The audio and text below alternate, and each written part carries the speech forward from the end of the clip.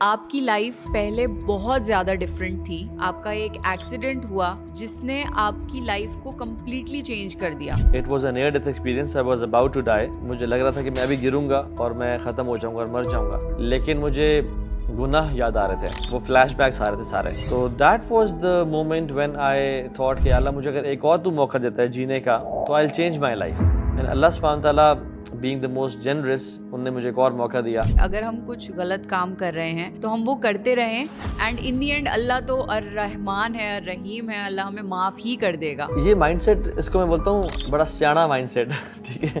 ہم نا بہت سیانے بنتے ہیں. نو ڈاؤٹ اللہ تعالیٰ بڑے غفور رحیم ہے, لیکن اللہ کا غفور اور رحیم ہونا اس کی صفت ہے, اس کی کوالٹی ہے, اس کی کمزوری نہیں ہے. دس از اے رانگ کانسیپٹ. لیکن انفارچونیٹلی ہم نے اللہ کی ذات کی خوشی پہ کمپرومائز کر دیا اور لوگوں کو خوش کرنے میں لگ گئے. تو ہوا کیا ہمارے ساتھ, نہ اللہ خوش رہا نہ لوگ خوش ہوئے ہمارے ساتھ, اور لوگوں نے ہمیں ڈس اپوائنٹ کرنا شروع کر دیا. تو ایسی کون سی چیزیں ہیں جس سے ہماری نماز امپروو ہو سکتی ہے؟ How can I feel خشوع اور feeling in my salah when I'm saying some words جن کا مطلب ہی مجھے نہیں آتا. کوئی بندہ چائنیز پڑھتے پڑھتے نہیں رو پڑتا نا, یا جاپنیز پڑھتے پڑھتے رو پڑے کہ یار بڑی ایموشنل بات لکھی ہوئی تھی, اس کو سمجھ نہیں آ رہی کہ لکھا ہوا کیا ہے. تو ترجمہ ہمیں نہیں آتا, پہلی بات تو یہ ہے. اور پھر یہ کہ ہاں نماز میں نو ڈاؤٹ ایک شیطان, اس کا نام ہے خنزب, وہ نماز میں کے وسوسے دیتا ہے. اس سے پہلے پڑھا اعوذ باللہ من الشیطان الرجیم, اور پھر بائیں طرف 3 دفعہ ٹرائی اسپیٹ کر لو, اس سے اس کے وسوسے ختم ہو جاتے ہیں. جہیز کا کانسیپٹ جو ہے انڈیا اور پاکستان میں, I am unable to understand as a girl کہ کوئی ایک ریسپیکٹڈ مین ڈاوری یا جہیز کیسے ایکسیپٹ کر سکتا ہے.